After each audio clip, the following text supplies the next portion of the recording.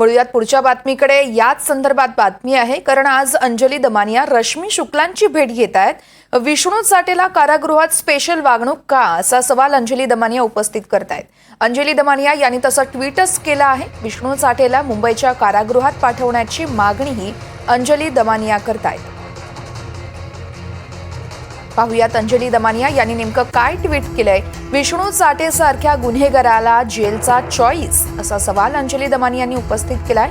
विष्णू चाटेनं बीडऐवजी लातूर कारागृहाची मागणी का केली आणि ती त्यांची मागणी पूर्ण करण्यात आली, असा सवाल देखील दमानिया उपस्थित करतायत।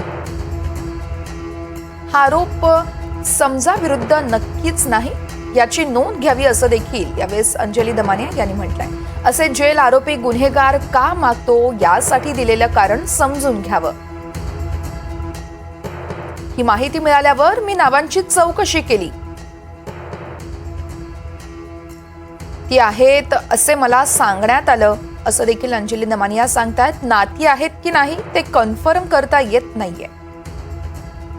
स्पेशल ट्रीटमेंटची सुरुवात कारागृहाच्या आगमनापासूनच सुरुवात झाल्याचं देखील अंजली दमानियांनी म्हटलंय। ताबडतोब ही पूर्ण चौकशी मुंबईला हलवा आणि त्या गुन्हेगाराला पण मुंबईला आर्थर रोड जेलमध्ये ठेवा, अशी मागणी अंजली दमानिया यांनी केली आणि याच अनुषंगानं तर रश्मी शुक्ला यांची भेट घेतील।